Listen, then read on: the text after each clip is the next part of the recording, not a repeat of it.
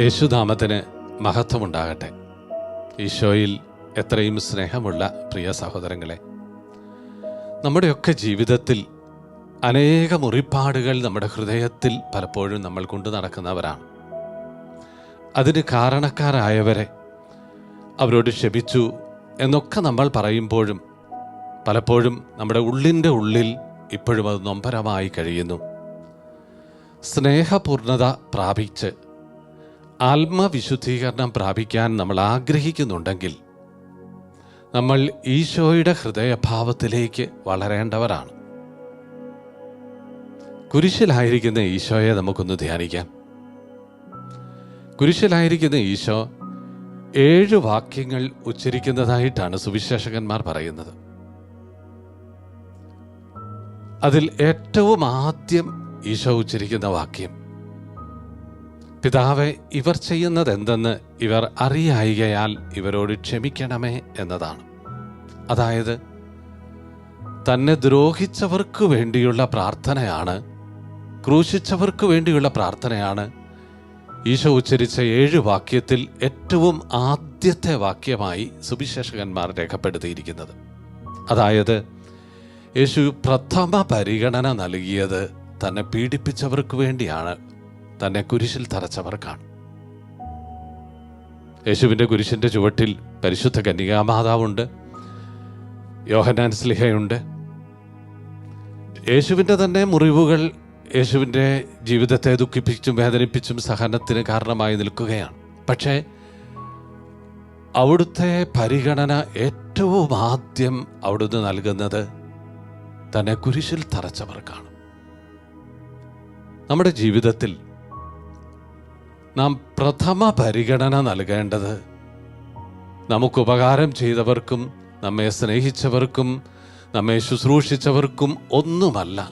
സ്നേഹപൂർണത പ്രാപിക്കുന്ന ആത്മാവ് തന്നെ ദ്രോഹിച്ചവർക്ക് പ്രഥമ പരിഗണന നൽകുവാനുള്ള സ്നേഹ അഭിഷേകത്തിലേക്ക് വളരും. ഈ ഒരു സത്യം നമ്മൾ ബോധ്യപ്പെടണം. രണ്ടാമതായി, യേശു അവർക്ക് വേണ്ടി, തന്നെ പീഡിപ്പിച്ചവർക്ക് വേണ്ടി ദൈവപിതാവിൻ്റെ സന്നിധിയിൽ മാധ്യസ്ഥ്യം വഹിക്കുകയാണ്, അവർക്ക് വേണ്ടി പ്രാർത്ഥിക്കുകയാണ്. നമ്മൾ ഓരോരുത്തരും നമുക്കേറെ പ്രാർത്ഥനാ വിഷയങ്ങൾ ഹൃദയത്തിൽ കൊണ്ടു നടക്കുന്നവരാണ്. നമ്മുടെ വീടിനു വേണ്ടി, നമ്മുടെ മക്കൾക്ക് വേണ്ടി, തലമുറകൾക്ക് വേണ്ടി, നമുക്കാവശ്യമായ ജീവിത സൗകര്യങ്ങൾക്ക് വേണ്ടി. എന്നാൽ നമ്മളുടെ പ്രാർത്ഥനയുടെ ഏറ്റവും ആദ്യ വിഷയം നമ്മളെ ദ്രോഹിച്ച വ്യക്തിയുടെ മാനസാന്തരമായിരിക്കണം. നമുക്ക് കുരിശു സമ്മാനിച്ച വ്യക്തിയുടെ മാനസാന്തരമായിരിക്കണം നമ്മുടെ പ്രാർത്ഥനയുടെ ഏറ്റവും ആദ്യത്തെ വിഷയം. അവർക്ക് വേണ്ടി പ്രാർത്ഥിക്കുക, അവരുടെ നന്മയ്ക്കായി അവരെ അനുഗ്രഹിച്ചു പ്രാർത്ഥിക്കുക.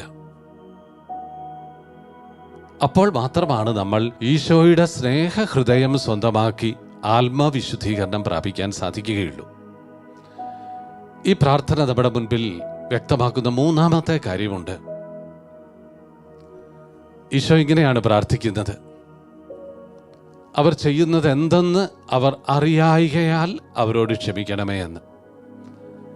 അവർ അജ്ഞതയാൽ ചെയ്തതാണ് എന്ന് പറഞ്ഞ് പിതാവിൻ്റെ സന്നിധിയിൽ അവരെ ന്യായീകരിക്കുകയും നീതീകരിക്കുകയും അവരുടെ തെറ്റ് ഗൗരവമല്ല എന്ന് പിതാവിൻ്റെ മുൻപിൽ ന്യായവാദം നടത്തുകയുമാണ് ഈശോ ചെയ്യുന്നത്.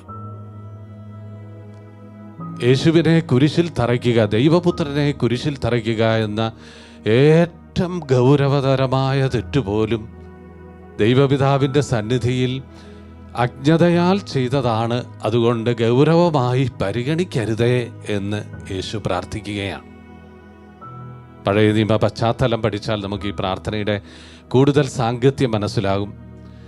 ഗൗരവതരമായി തെറ്റ് ചെയ്യുന്നയാൾക്ക് പഴയ നിയമത്തിൽ കഠിനമായ ശിക്ഷ കൊടുക്കുമായിരുന്നു, വധശിക്ഷ തന്നെ കൊടുക്കുമായിരുന്നു. അവർക്ക് പാപമോചനം നൽകിയിരുന്നില്ല. ഗൗരവതരമായ തെറ്റുകൾ അറിയാതെ ചെയ്യുന്നവർക്ക്, അജ്ഞതയാൽ ചെയ്യുന്നവർക്കാകട്ടെ അവരെ താമസിപ്പിക്കുവാൻ വേണ്ടി അഭയനഗരങ്ങൾ അവർ ഒരുക്കുമായിരുന്നു. അങ്ങനെ അവർ അഭയനഗരങ്ങളിൽ ചെന്ന് താമസിക്കേണ്ടിയിരുന്നു. ഈ പശ്ചാത്തലത്തിലാണ് ഈശോ പ്രാർത്ഥിക്കുന്നത്.